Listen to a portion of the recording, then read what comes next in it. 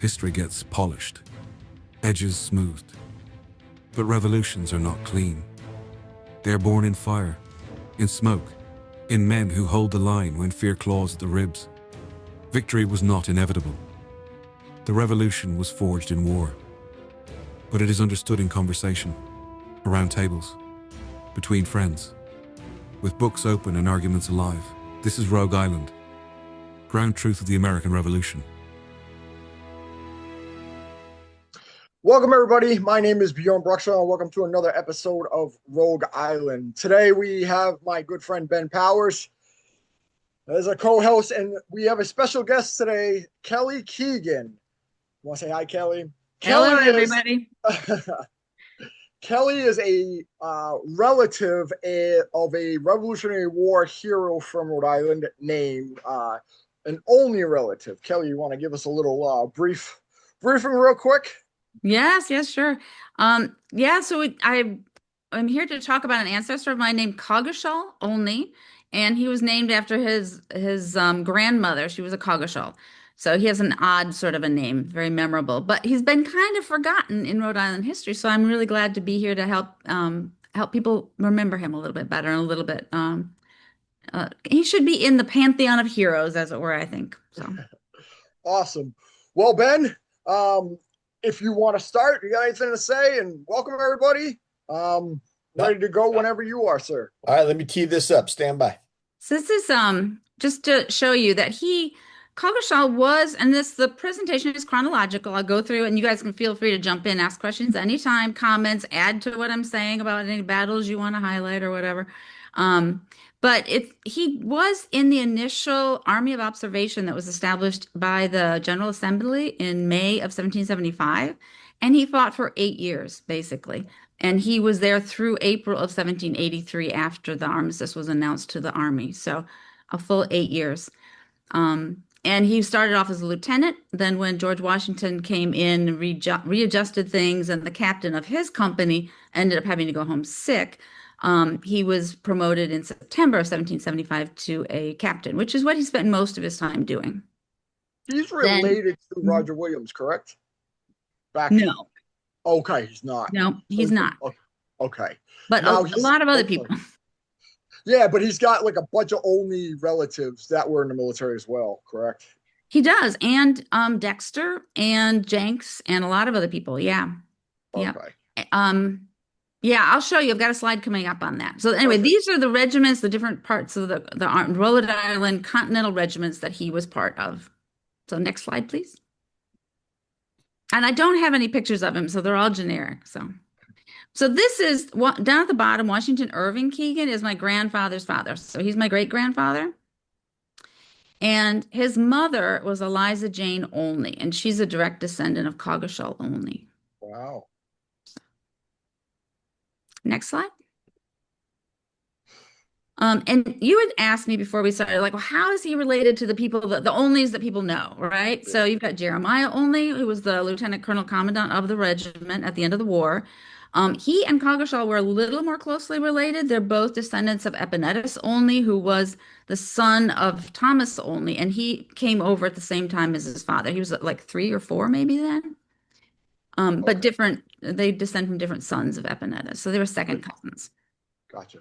Stephen Olney, sort of the hero of Yorktown, is a little more distant, like third cousins, once removed or whatever, through Thomas Olney, the original man that came over, the immigrant. Were they close at all? Like family related, they all served in the Continental Army and all that. Were they close? I don't have any personal family, like personal letters.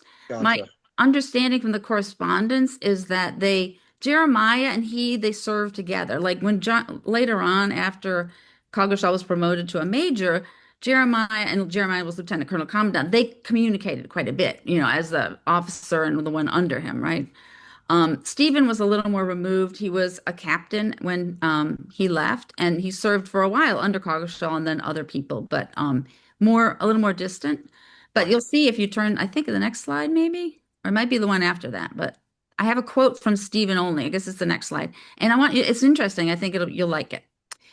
One thing I want to note is here's Coggeshall, it says C. Olney Esquire on the left there. That's Coggeshall.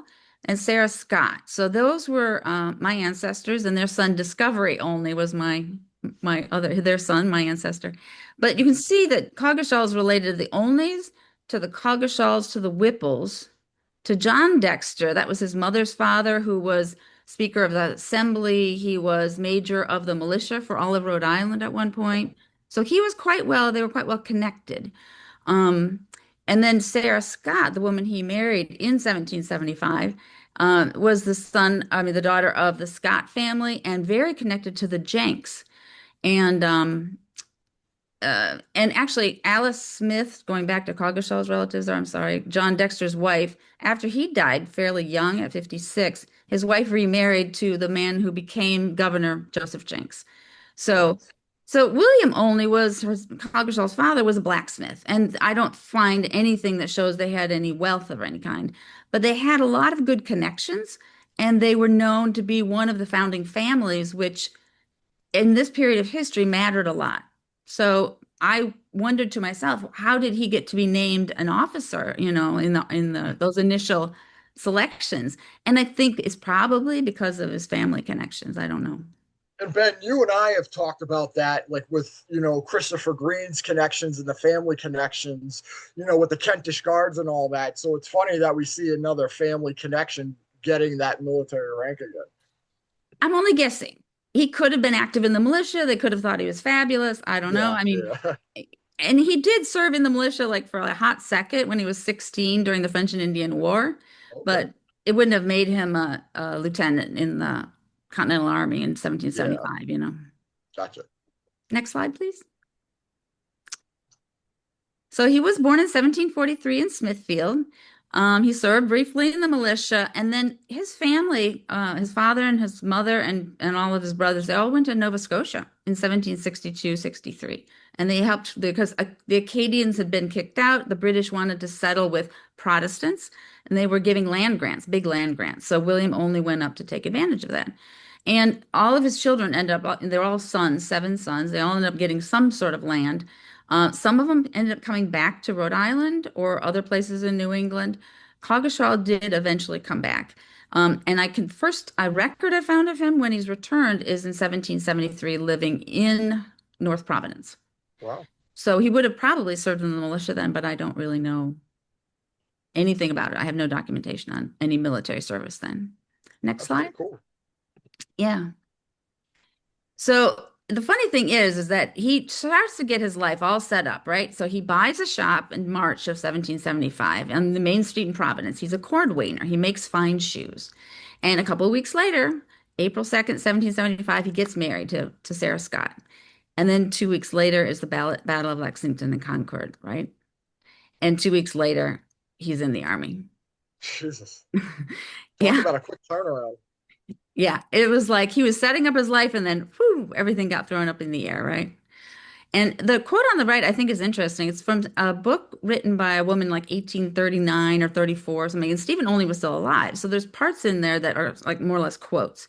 And he said, "Who recommended me? I do not know, but it was not by my own intercession. But perhaps they chose me because they could get no better. So many were deterred from embarking in the cause for fear they might be hanged up for rebels by order of our then gracious sovereign George III.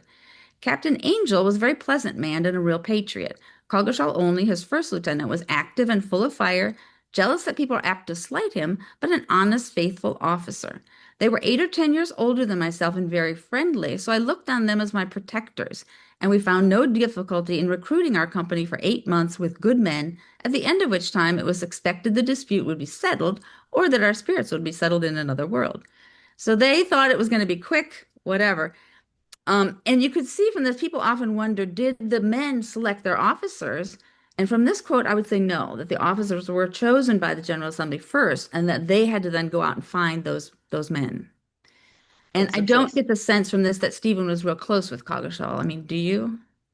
No, I mean, not really. And it's funny because he doesn't refer to him as like my relative, or you know what I mean? He's just like, Coggeshall Olney, right? Usually if it's a family member, you would say something. My cousin. Close. Yeah, something like that, right? Yeah. What do you think, Ben? Anything? Yeah, I'm thinking that it's a more matter of the formality of the time. Yeah, yeah. I That, guess I could see that. Even later in the mid 1800s. yeah, that's just kind of my take Yeah, on the yeah, situation. yeah. So this is the only thing that I have that even hints at anything, and I don't, and that's as close as I can get. I don't have that personal relationship, that personal knowledge, you know. Yeah, yeah, yeah. Next slide. So this is the troop. When they were writing up, they put in like who was in the old organization and then who was in the new organization. So this is the 14th Regiment of Foot, which is what the Rhode Island Army of Observation. Coggeshall's part of it became called Dr. Daniel Hitchcock's regiment became the 14th Regiment of Foot. And then these were the lieutenants, captains, ensigns under him. You can see Jeremiah is the first captain noted. It's just a JER. Only he was already a captain. Coggeshall was a lieutenant, but then you can see further over he's recommended, along with Stephen Only, for promotion. Wow. Yeah. So when they were at, sorry? Please go ahead, Kelly. I didn't mean to interrupt. No, that's all right. From what I've been able to figure out, at the Battle of Bunker Hill, the Rhode Island troops were, and this was before George Washington got there and before they became the 14th Regiment of Foot. Um, they were at Jamaica Plain and they were guarding the exit from Boston. So they were not part of the Bunker Hill battle itself, but they were still participating in it, just not physically on that hill. Gotcha. And after that battle, they got moved up to Prospect Hill, which is near Cambridge. Okay. So, and then I was saying that George Washington came in July, and then September, Coggeshall was Gotcha. promoted. So, So is this image of a document you have in your possession, Kelly, or is this a oh, I an wish, orderly yeah. book or something that you got off the Library of Congress? Where's this from? I will tell you, Ancestry has all of those scanned National Archives documents in there. And you can just go page by page by page by page. It's amazing. And you can name search, which with Coggeshall is it takes a little bit of doing, but you can find a lot of stuff. I mean, I found like watch records from when they were marching through Manhattan, like not marching, but like guarding Manhattan. They had like nightly rounds they had to make and reports Yeah. and stuff. I Wow. mean, you can find all, That's crazy. yeah. So Ancestry. No, that's outstanding. I also think it's interesting that you note that they were stationed near Boston Neck at Jamaica Plain and still came under fire from the British there. It kind of opens up the idea that the Battle of Bunker Hill, obviously the main actions taking place in Charlestown, but you've got this army that has to be prepared. Maybe reinforcements were going to come around by land rather than directly across the harbor. It kind of shows that there was a larger strategic picture that you had to take into consideration rather than focus myopically on the fighting at Breed's Hill. I think that's really cool. Yeah. I mean, we know it after the fact and we know like only this happened. But at the time when it was happening, they didn't know was somebody coming over here or somebody would, like would people Yeah. try to, they didn't know. So Exactly. Very cool. next page, please. So on the left here, I just thought this was the coolest thing when I found it. If you look under old, this is for letters waiting. So when people would mail letters up until recently, when people had addresses, they would often send them to post offices. And then when people didn't pick them up, they'd advertise in the local newspaper for letters waiting. And this is October 31st, 1775, Cambridge. And there's a letter waiting for Captain Coggeshall Olney. I That see is very Daniel cool. Morgan too. Yeah. So Right? somebody wrote him from probably maybe his wife or who knows, maybe a bill collector, I don't know, and sent him a letter and then went to Cambridge and was waiting for him with a There's lot of one other for people. Stephen. Yeah, Stephen Only's on there too. hmm James That's Otis, Elbridge Gerry's on there up further. I mean, it's just incredible. that is. Yeah. Anyway, so in the 1st of January 1776, the army was a complete mess, as you guys know. A lot of officers and soldiers left. Militia were like, "We're done with this. Come on, we're out of here." And then they started trying to bring in and recruit new people. But there was a very dangerous period in there where Washington had very, very, very few men, and it got a little scary for him. Um, the army was reorganized, and the Colonel Hitchcock's group became known as the 11th Continental. And then the British evacuated Boston after the activities of Washington and Dorchester Heights, let's put it that way. Very wily. I love it. He was great. And then they were sent fairly immediately, very soon after, to Long Island because Washington figured that the next focus was going to be New York, and the British would try to take New York. So the Rhode Island troops did march through Providence with George Washington. Everybody thought that was appropriate, and then they took ship, and the British started arriving 30th of June, 1776, on Staten Island, appearing there, and then they would offload the ships. And over time, within the next, I don't know, 6 weeks or so, about 400 ships arrived out in the outer harbor and it started in the inner harbor. Next slide. So this visual just gives you a generic thought of what 400 ships might start to look like, all filled with men. Tens of thousands of men are disembarking, and like the American Army is going, holy cow, right? And August 22nd, the troops start landing, and over the next week or so, there's various levels of battle happening and various levels of retreat happening, as you guys know, by the American Army. The 11th almost got cut off at one point, but they did manage to make it back to the Brooklyn Heights and escape with the American Army. You've heard about that famous escape at night, George Washington's army in the fog, and all these little boats going back and forth, like taking silently with the oars wrapped, and escaping. So they lost, I mean, big time, the Battle of Long Island was huge.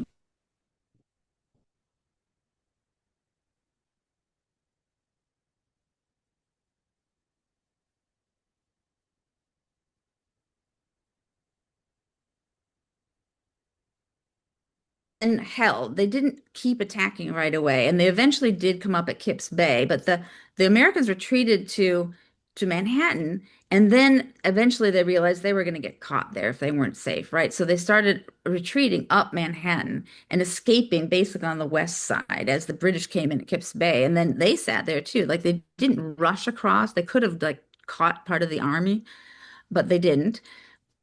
And there were, but the Coggeshall and the 11th were at the Battle of Harlem Heights. So there were different battles that happened as the Americans were retreating up the island as the British were moving in to take over Manhattan Island. Battle of Harlem Heights was a little bit of it wasn't a big kind of a fight. It was a little bit of, and they kept kind of pushing at each other. And finally, everybody's like, okay, no, we don't really want this to get big. Let's stop. But it was good enough that the Americans, after this huge loss at the Battle of Long Island, they felt a little bit more morale boosted. So, the Fort Constitution, Fort Lee is not a major thing, but if you want to know where the 11th was, this is how I got started trying to find out about what happened with Coggeshall. I was trying to envision his war, right? Yeah. They were sent to Fort Constitution, Fort Lee, which is in New Jersey side, to help strengthen that, which turned out to be a moot point at the end. Because when Fort Washington fell, then the British just went over. But in the interim, then they were sent back and sent up to reinforce Lee, and then they were part of the Battle of White Plains, which Washington lost, but again escaped in the night to fight another day.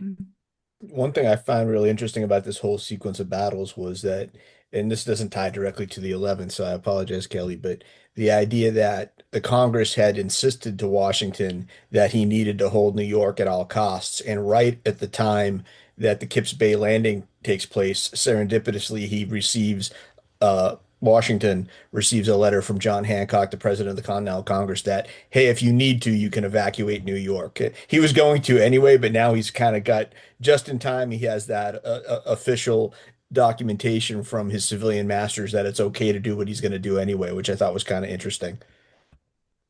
Thank goodness, right? Yes, Yeah. ma'am. So with the 11th, did you find any records of how many men they lost along the way during this whole, I guess you could call it, campaign through New York? I have not dug into and analyzed each particular thing. I have seen some other people that are more knowledgeable and have spent more time on it than me saying they left, like when they left Fort Constitution Lee and went to reinforce Lee, they dropped a few men off to guard a certain, like a depot kind of a thing. Oh, gotcha. And that got overwhelmed by the British, and those 3 or 4, 10 men, whatever it was, got taken. Gotcha. So there are other people that have done more in-depth research than me that have more knowledge. Gotcha. but I will, if you go, I think the next page it is, maybe. Yeah, so once he reaches Lee's and they're out after the Battle of White Plains, they're in sort of a safe place up there. Coggeshall's company, the returns came back and it showed he had 13 soldiers fit for duty out of what, 70 or so. He Oh should my have had. gosh. Yeah, Oh six sick my. in camp, 27 sick in the hospital, and then 24 they're just he's incomplete numbers. Oh my gosh. Yeah, so his company at least was not in great shape, and it's probably reflective of the entire army at that point. It's kind of a hot mess. Um, George Washington, after the fall of Fort Washington, takes off and across New Jersey with the British hot on his trail, right? And Lee sits up above New York for a while. He's kind of waiting to see. I don't know what his deal was. Maybe he's saying that everybody's sick and not doing well, and I can't leave. And they did end up having to leave a lot of sick people behind. Right. But he waited several weeks and I don't know why that is. And Washington kept writing, say, come on, I need you. Come on, please leave. Please come to my help, and he's not coming. But finally he does take off and they cross New Jersey and get to Pennsylvania. And then they are sent south with Cadwalader to be one of those three branches of troops that are coming at the Battle of Trenton. But he was one of those that did not get across that night. So the 11th was down. They were going to try to cross over to Burlington, and they were stopped. I think Stephen only talked about it later and said that some of the people got over, but then they had to come back because they couldn't get the artillery across or something, if I'm remembering. But a couple of days later, they were able to get across, and they were at the second Battle of Trenton, the Battle of Assunpink Creek. There they were again ordered, not again, but later on they do this again, but they were ordered to cross the bridge and then hold that bridge. And they did for quite a while. And then they had to, the whole army kind of had to sit back. And then again, in the night, Washington escaped, right? Because before the British could come after them across that bridge, they escaped. As they were escaping up kind of like a back road, they come across the tail of the British army coming down from Princeton towards Trenton to help relieve the Hessians that had had the problems. They've heard about the problems. The British are coming to help, and so they attacked the rear. And the Rhode Island, the 11th, was part of that. They were a big part of that. Really? Yeah. And so they were, and then afterwards they went up to Morristown with the army. No, that's outstanding. Crazy. Capturing enemy artillery pieces is a amazing feat in the 18th century. So that's a battle honor for them. Yeah. I'm gonna say this, Ben. I think you know this. All I could think of the Battle of Trenton, Battle of Princeton is the Hessian commander von Dunham. Every time. So Kelly von Dunham is the Hessian commander at the Battle of Trenton, where Rhode Islanders, when they first crossed, I don't know if they were specifically part of the 11th, but they pushed him out. You're right. The British are retreating, Hessians are retreating.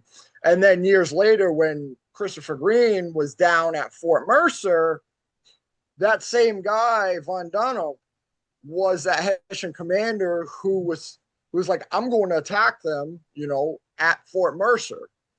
Well, he ends up getting killed, at Fort Mercer by Rhode Islanders. And then, I don't remember the exact time frame, but later on, when I think it was at the Battle of Springfield. It is at Springfield. It was Springfield? Roger.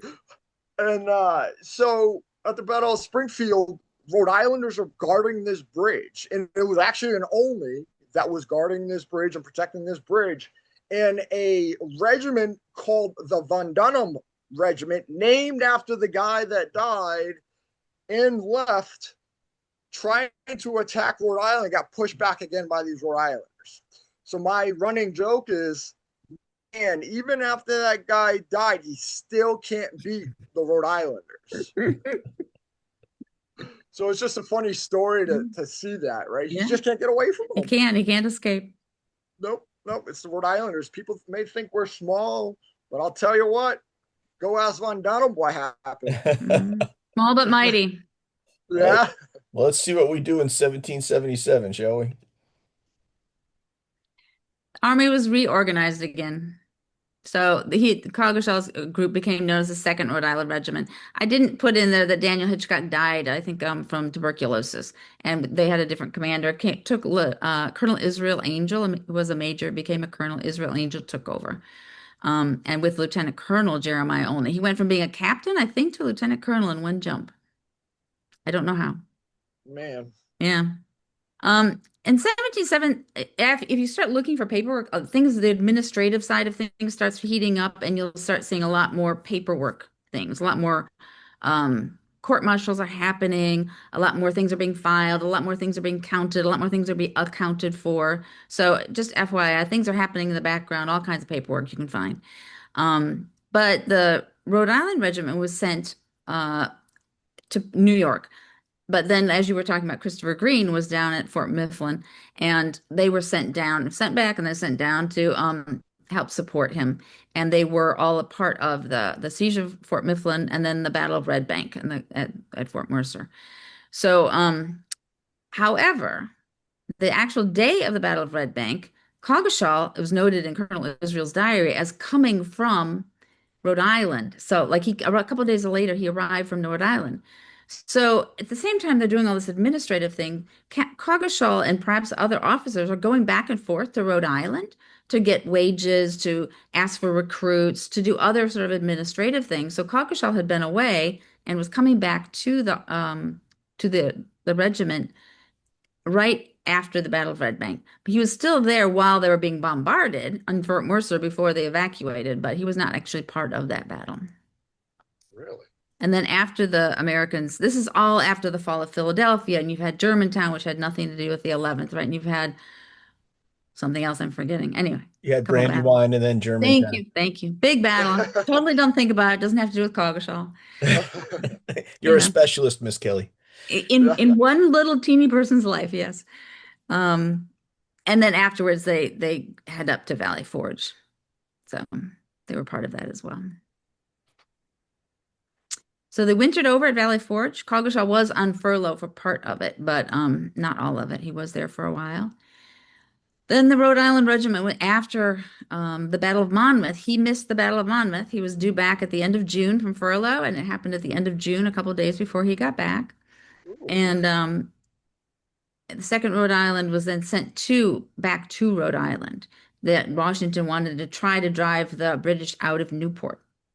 And the Battle of Rhode Island was, well, in my opinion, it was sort of poorly planned and wasn't very well timed. It waited a long time from the time they were trying to get militia in from New England, and didn't happen very well. It wasn't good for the Americans. It was kind of a draw, though. They fought the British tried to come out to try to push the Americans back and come out on the land, but they didn't. The Americans fought them back, including the First Rhode Island Regiment, which had been set aside. Christopher Green had taken that over. And the Second Rhode Island was put in there too. They were back up for the First Rhode Island and others, obviously.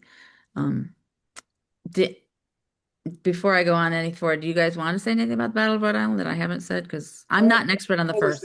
So Christopher Green during that battle was at the center of the line during that battle. Okay.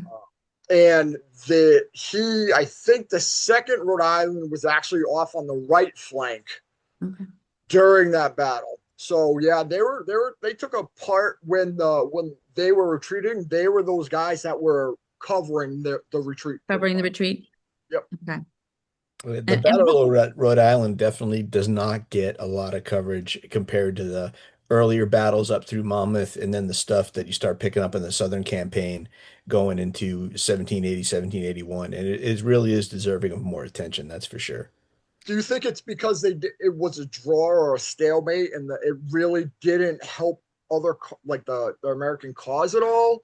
I certainly think that, Bjorn. It doesn't have any. I mean, there's plenty of micro drama down at the tactical level, but there's no major event that you can hang your hat on. Like at Monmouth, you have the big clash between Washington and Lee, and at Germantown, you have the Chew House. At Cowpens, you have Morgan pushing back Tarleton. There's just no major names that people immediately recognize at Newport.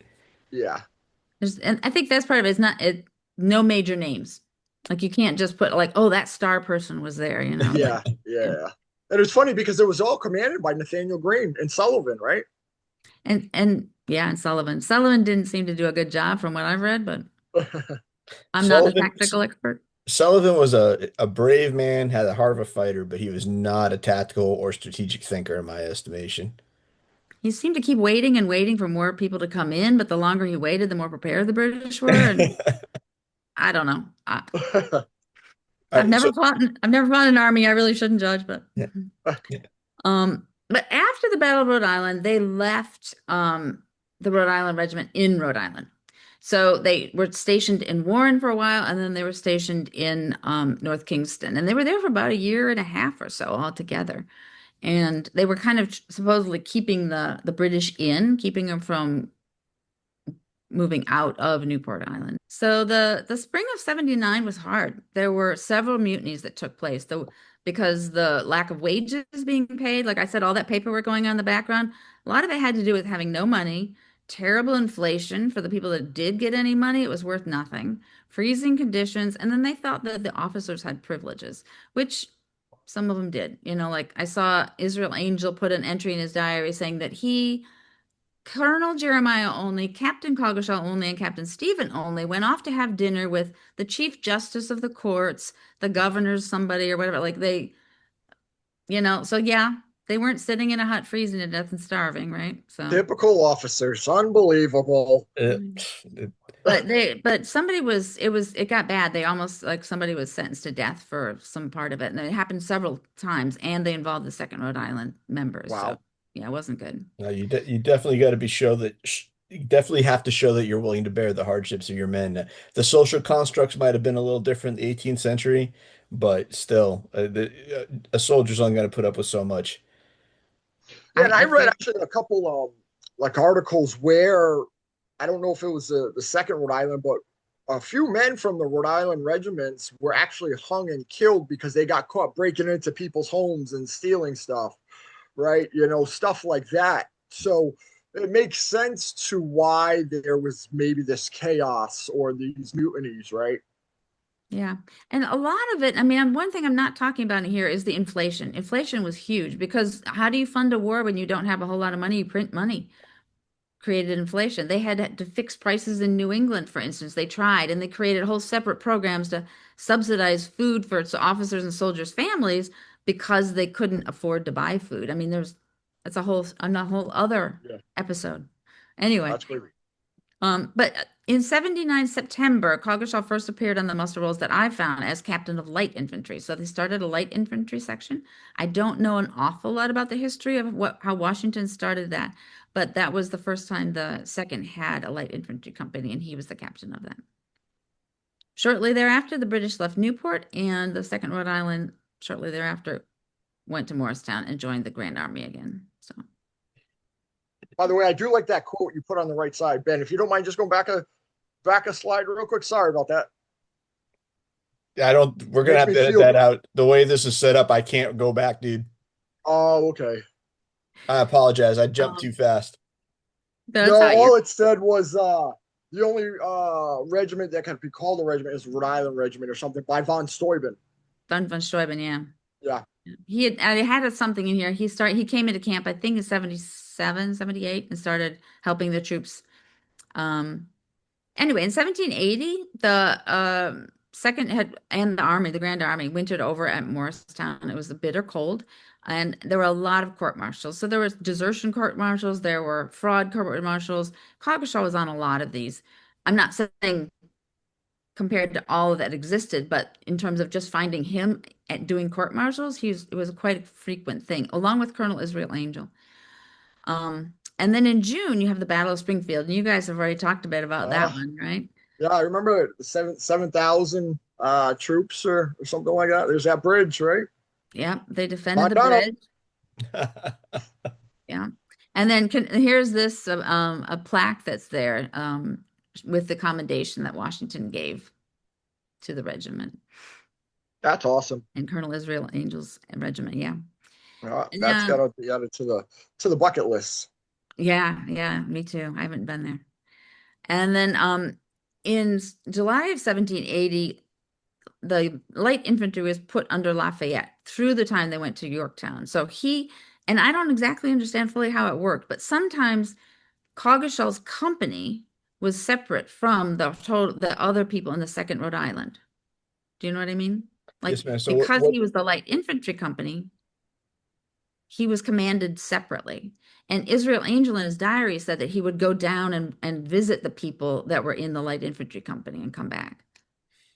So sometimes they were separate. Like, and here I say in July of 1780, the Light Infantry Corps made a feint towards New York City with Washington. Coggeshall's company was one of those that guarded George Washington. But nothing came of it. So it's a non-thing, but So it must have been like a small detachment of light infantry. Well, Right. if you think about it like an 18th century special operation, when they want to pull the active and energetic light infantry together for a specific operation, like the assault on Stony Point or Yep. some other operation, they would be pulled together. They're still administratively attached to their regiments, but now you have a light infantry formation trained to skirmish, trained in open order tactics, who are executing a very specific operation for a limited duration of time. Yeah. So like when I was in the military, right, I was with the 504th. I was Bravo Company, Second Bat.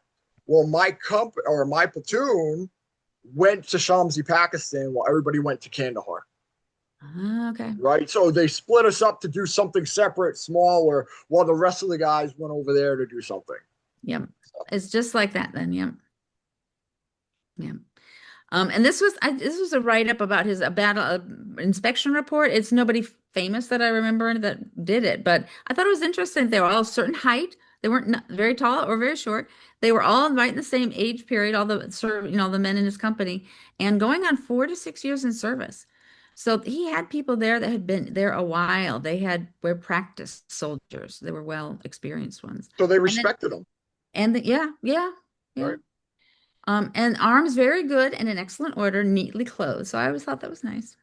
Neatly clothed. Neatly clothed. Well, that's That's not fine. always the case because people didn't always get their clothing. Right. Clothing allotments were just starting to come out and he had to fight to get everything. So next slide, please. So when Benedict Arnold was found out, right? The second was one of the regiments sent off to West Point to defend it because Washington thought that the British were going to go and attack West Point right away with the knowledge that Arnold had. They did not, but the second Rhode Island stayed there. Coggeshall, however, was with the light infantry, and Lafayette wanted to attack Staten Island, so he went with Lafayette, I would assume, to do that. But it was then called off. He couldn't get all the boats he needed, or I don't know, something went awry with that. Another thing that was half attempted, but then called off. And then Coggeshall went on furlough. In January 1781, the 1st and 2nd Rhode Island regiments were combined into what became known as the Rhode Island Regiment, and later on, Olney's Battalion. Colonel Christopher Green was put in charge, and Colonel Israel Angel was deranged. He was let go, kind of, and he wrote some letters about that. Didn't want to go. That is such a great term. That's such a great 18th century term for relieved. Deranged. Deranged. Yeah. I'm like, what do you put? Like furloughed? Yeah. One thing that is kind of interesting, it's different, and you'll see it referenced in different things about the regiments, is part of it, they didn't have the Rhode Island General Assembly did not have the money to pay the soldiers all the time, and sometimes even the officers. So they ended up taking confiscated estates from loyalists and giving them to the regiments, giving them the responsibility then to lease them or sell them, then giving that money to the officers and soldiers. And I think the soldiers and the officers selected a committee of officers to handle that land, to handle all the leasing and the selling. And they selected Colonel Israel Angel, Captain William II, and Captain Coggeshall Olney. That's cool. So he was part of that. Yeah, you'll see him referenced in documents, and you'll think he has the land, or you're like, what kind of but it's for the regiment. So it's referenced in Israel Angel's diary, and there's parts about it in the General Assembly records. You can find out about that. So what they would do is they would confiscate it, right? The loyalists aren't there. And I would imagine Olney would be the one to say, okay, I put this in my name so we could go to public auction and, or with my name as the title. There were deeds. They were Oh, deeded from the state treasurer over to the regiment, but to the regiment as represented by the three men. So it was never okay. just Coggeshall. Gotcha. But there's a lot of confusion. People don't understand what was going on. Yeah. And then after later on, Coggeshall leaves Rhode Island, and then somebody else, Jeremiah, only gets involved, but his Yeah. name is still referenced as somebody who was previously a point person for that. Gotcha. In February of 1781, while Coggeshall was on furlough, the light infantry was called up again. And as Coggeshall was gone, Captain Stephen Olney was sent in to head the light infantry company, which he did, and which is what led him to be where he was at the Battle of Yorktown.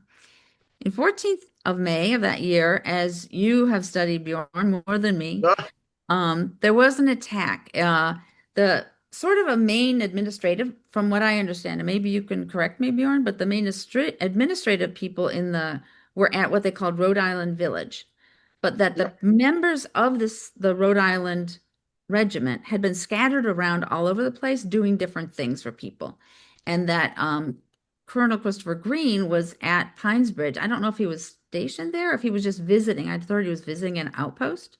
No, so he was there guarding, Ben and I have talked about this millions of times, and Okay. they were guarding the neutral ground. Okay. And it was they were guarding about 2 miles worth of that neutral ground right there. Okay. When actually a loyalist by the name of Delancey, who had his home taken because he was a loyalist, came in and attacked, and there was the Olneys there. But I was telling Ben earlier that I had found out that the reason why the attack was so successful was because the Rhode Island Regiment was so spread out. At one point between picket 3 and picket 4, it was a half-mile gap between them, and at each picket there was only 3 or 4 men. Oh, wow. So, it's easy to get in, easy to get out, right? And that's what happened. And that's what happened at Pine Bridge. And unfortunately, there were a lot of casualties in what happened to Christopher Green and the brutality of that, right? And actually, I believe it was Stephen Olney, or was it one of the captains? I forgot which one, was actually captured. Okay. So I don't remember. I'm sorry. Yeah, no, it's okay. But yeah, that was not a fun time for them. And the brutality of it is just, it's hard. Yeah. So the Rhode Islanders suffered through that pretty bad. Yeah. Coggeshall was the person who was back at camp when this happened. So at the main center at Rhode Island Village. So he got the information that the attack had happened. He sent right away to his battalion commander to let Scammell know that what was going on. And then a couple of days later, he wrote saying that, we've been so scattered. We want to come back together. I need to get the men back together. Colonel Jeremiah Olney, he's Lieutenant Colonel, he's in Providence. He's not doing well. He's sick. He's not going to be back for a few days. Is it okay? I'd like to call the men in. I'd like to have them replaced, because he knew that after such a tragedy that of Colonel Green being killed and Major Flagg killed, that they needed to come together. And the first letter that he sent to Scammell actually got forwarded to Washington, and it's in Washington's papers. That's pretty cool. And because of this tragedy, of course, Jeremiah Olney, who had been a major, became lieutenant colonel, and Captain Coggeshall Olney he must have been there the longest time. He became the first major, with Captain John S. Dexter promoted to a second major. And you can see over here that month, a few months later, July of 1781, Baron von Close said, "The Rhode Island Regiment is the most neatly dressed, the best under arms, and the most precise in its maneuvers." Next slide. As soon as they kind of recovered from all of this, and there was a lot of paperwork going on, the General Assembly had to do the promotions and everything, and almost before or the same day that the General Assembly is approving the promotions, backdated to the 14th of May, Washington has picked his favorite people and he wants to take them to Yorktown, and the Rhode Island Regiment is part of that. So they are off on the hike down to Virginia. Some people in the regiment did not want to go because there were Black people in the regiment, obviously Black men. They were not very comfortable going down south. So there was pushback in some areas, but they did go. And then, of course, there was the siege and Cornwallis's surrender, which was amazing. Amazing. And have you ever seen that show, Turn, Kelly? No, I've heard it, but I haven't seen it. So towards the end of the series in one of the episodes, they say, I think was it Hamilton? One of the officers state, sir, and he's talking to George Washington. He goes, sir, the Rhode Island Regiment's ready to fight, or something along those lines, and one of that. So I said that to Ben. I was like, listen, this show talks about Rhode Island. And actually, we all know that Redoubt 10, what happened, and so. Yeah. And Stephen only would have been with Lafayette. You can see him over there on the right-hand side there. Yep. He would have been with him. But you see right behind him, there's the Rhode Islanders with New Jersey there. Gotcha. And you can find Coggeshall in map. the records, like an officer of the day, several times. Really? Yeah. That's interesting. Go ahead. No, I was going to. Oh, sorry. Go ahead. Bjorn, it's all you. No, go ahead, man. Sorry. Your point about the troops of the Rhode Island Regiment being in a large part, people of color. Bjorn and I have seen various research saying it was upwards of 20% between troops of African descent and troops who were indigenous folks, but just that high proportion. A lot of consideration to going into a slave state. Now, granted, they were all slave states back then, or colonies, and then states. However, the higher proportion of slavery, the further south you go, that's a consideration a lot of people may not consider when they're reading just general campaign histories. So that I found that really interesting that you mentioned that specifically, Kelly. They had people that deserted because they didn't want to go. And that were later caught and had court martials about it. And the officers had to write in support of these men because they knew them. They knew that they were good fighters. They knew that they were just worried about where they were. Now, were they the ones that didn't like African Americans and believed in slavery, or were they afraid that one of these Southern militia is just going to attack them because they have all these African Americans in it? I mean, I can't speak to their personal fears, whatever, whether that was like, if they were captured, would they be enslaved again? Gotcha. If they had been, because there were people that had been enslaved and then purchased by the General Assembly and freed so that they could fight. But there were also free people of color who were fighting before that was allowed. And indigenous people who were fighting. So I read something recently and somebody was like, oh, it's the first integrated regiment. I'm like, no. When they created the first, it was a segregated regiment. Before that, it had been integrated. There weren't as many, but it was integrated. And then when the first was created and the enslaved newly freed men were put in that, the other free people of color and Native Americans were also put in with them. So some had experience and some didn't in the first. I think we're going to need to deep dive this in another episode. Sorry. Yeah, I agree. Just the idea. Too long. Sorry. No, I'm not saying too long at all, Miss Kelly. It's just we could go for another hour on this because the more I think about it, my own blinders, the idea of an armed body of men of African descent, in the Virginia Peninsula in 1781, that the potential tension that you'd have not only with troops from other states, but from the general population. It was just something I hadn't thought about. And that just shows my blinders as somebody in the 21st century. I just think it's worth a much deeper exploration. But please continue, Miss Kelly. Yeah. It would be fascinating. Actually, and it's something I've thought about a little bit when I've come across it, but I haven't researched it. You're right. It would be fascinating. Next slide, please. So after Yorktown, interestingly, the Rhode Island Regiment was sent to Philadelphia to garrison Philadelphia. Philadelphia was then the capital, and George Washington was there meeting with Congress, et cetera, et cetera. So they were like in charge of the town. But at the same time, on their way, they had gotten sick. They'd gotten smallpox or some other kind of illnesses in the regiment. And they were losing men, like tens and tens of men in the regiment were dying, actually died in Philadelphia or on the way to Philadelphia. They were in bad shape. And Coggeshall himself got sick. He was sick for about a month or something, and then took a while to get well. We had the Rhode Island Historical Society had 3 letters in the Jeremiah Olney collection from Coggeshall to Jeremiah, because Jeremiah Olney was off in Rhode Island working on getting funding with the General Assembly. He was working on recruiting. He was off talking to Washington. He was not taking care of like the regiment itself. You know what I mean? That is where Coggeshall was. So, there's anyway, that's a whole other thing. But but the army, the people in the army knew that the Rhode Island Regiment deserved better than garrison duty in a certain sense, even if it was fancy garrison duty. So they eventually did get them out of there. They enjoyed a very nice dinner with the American Continental Line officers at the City Tavern in Philadelphia in May, and then about a week later they left to join the Grand Army, and they were sent to Saratoga then over the winter. But one thing I found interesting was in the middle of all this, there was a court martial, and so Coggeshall was Major Olney was called to be on this court martial with Baron von Steuben, which I thought was kind of cool.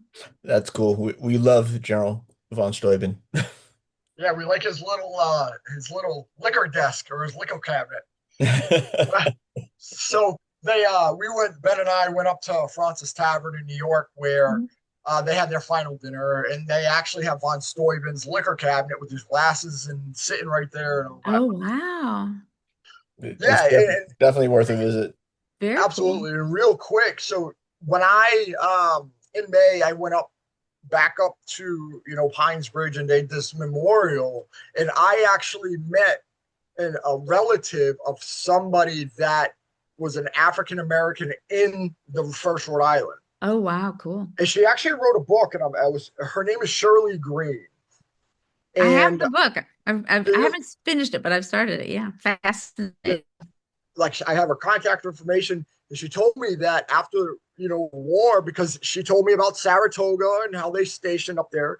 After Saratoga, he walked all the way back to Rhode Island, from Rhode Island to grab his family, then walked all the way back up towards Canada.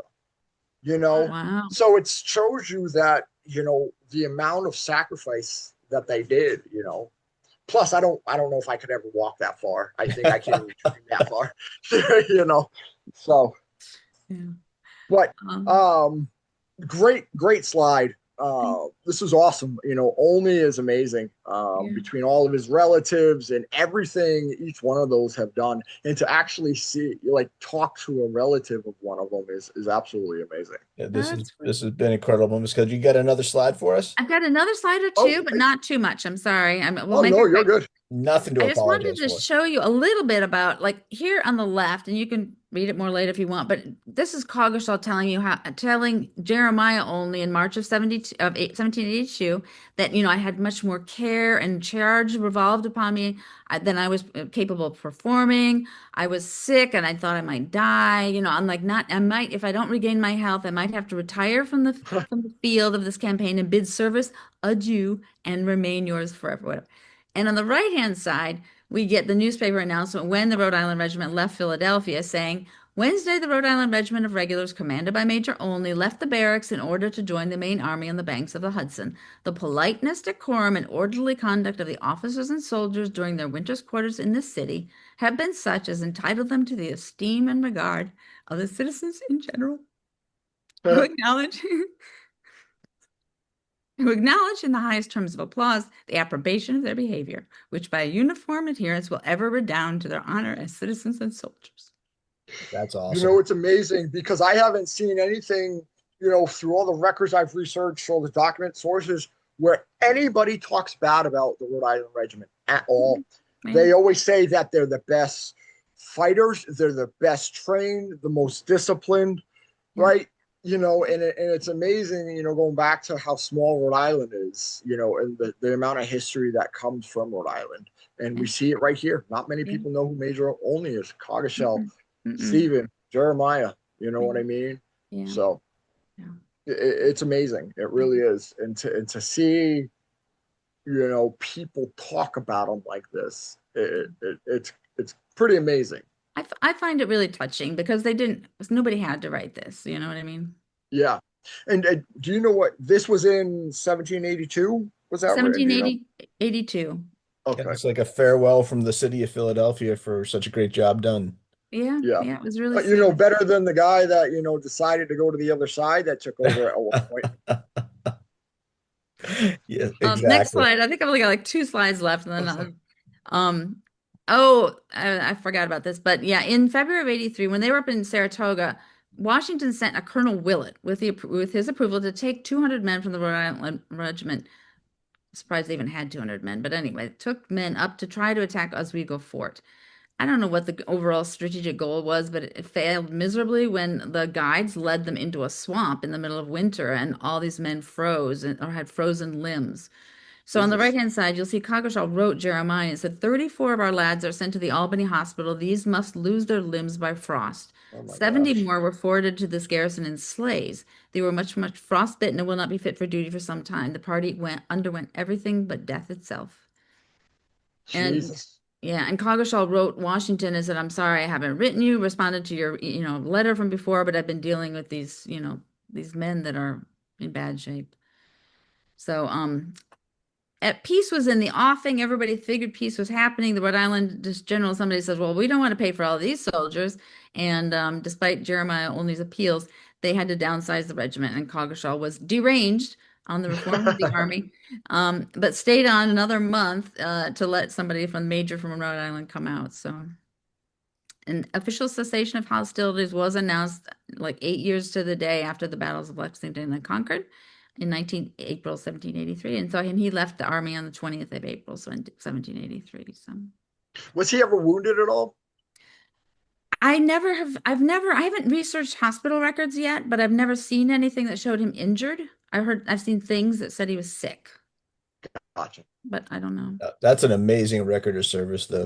When you think elite regiments, a lot of people will think about the Maryland and Delaware troops, the Virginia Line, Morgan's Riflemen, Glover's Regiment. But this is, the level of research that you've shown here, Miss Kelly, is a testament to what a great regiment that the Rhode Island troops were.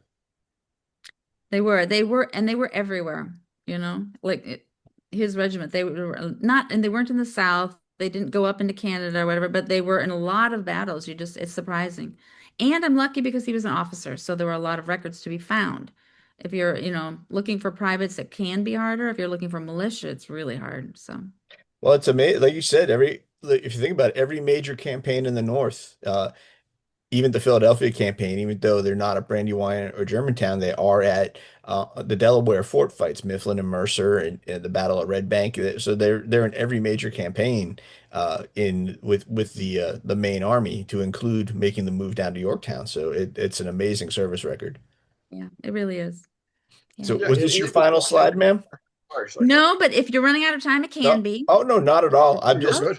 I want to be I'm able to sorry it's show so the long. audience people's faces as well. But if we've got more to talk about, let's keep going. I'll be very brief. He was one of the founding members from Rhode Island for the Society of Cincinnati. That was important to him. His service with Washington, and his camaraderie, I guess, with his fellow officers was important to him.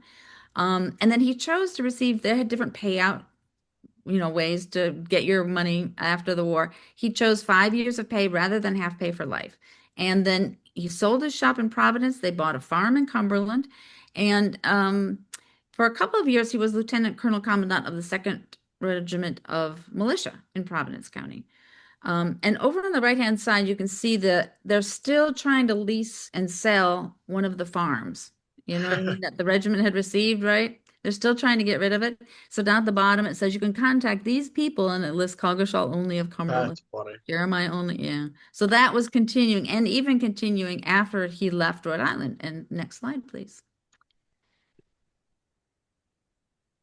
So he took his 5 years of pay and decided to invest in the Ohio Company of Associates. This was something a lot of American Revolutionary officers did, either as an investment or as a migration thing. I'd like to start a new settlement. Everybody wanted land back then. This was a good way to get land, right?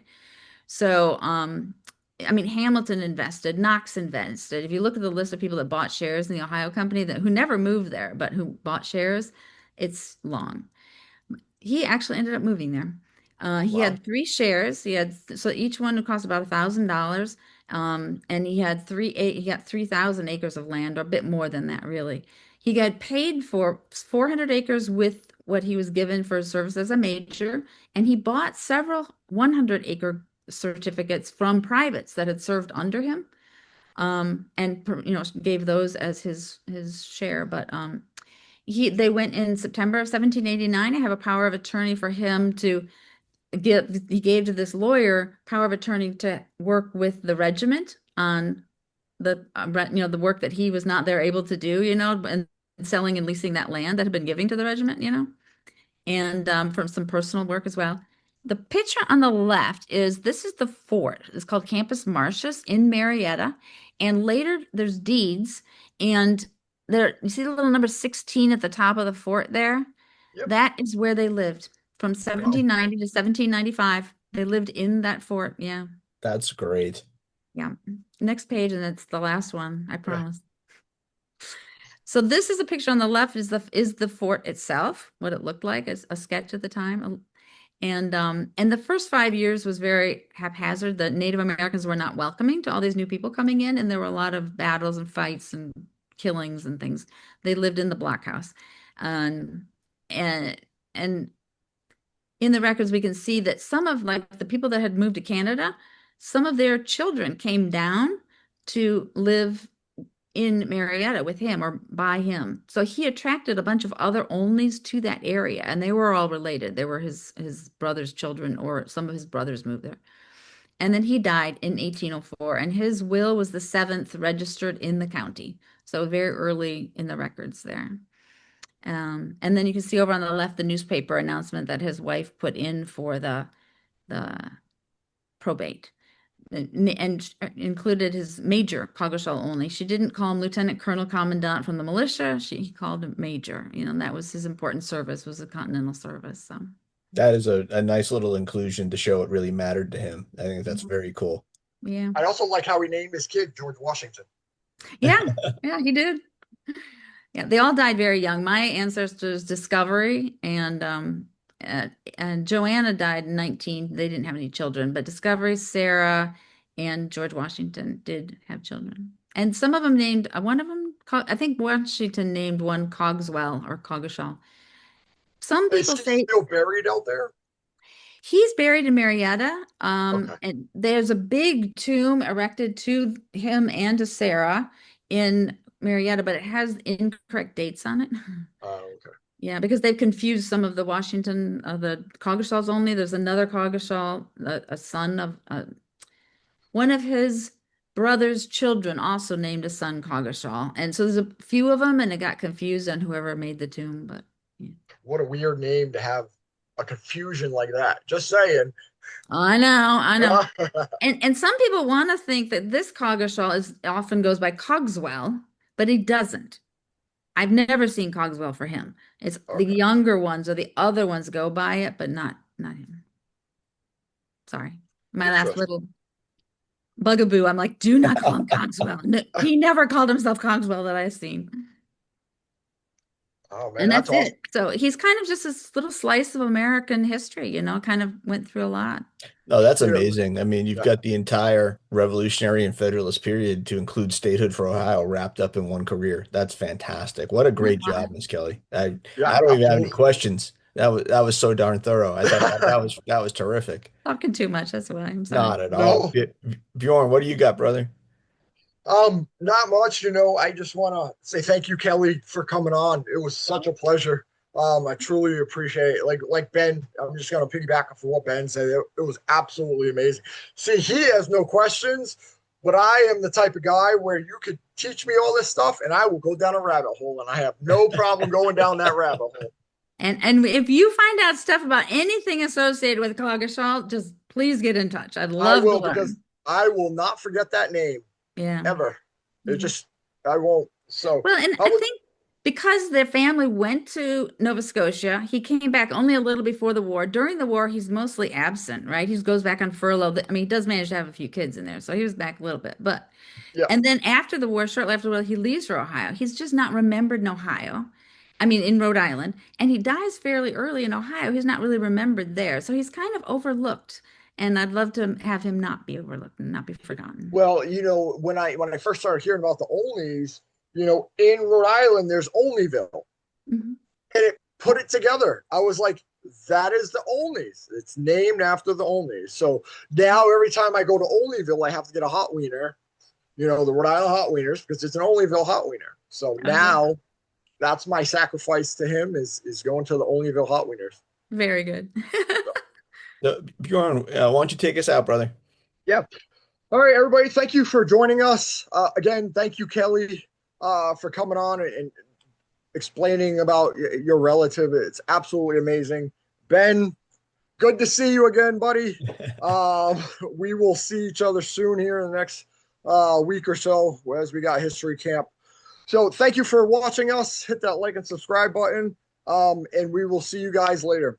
Thank you, and have a good one. Thanks, Miss Kelly. See ya. Take care. Thank you, guys.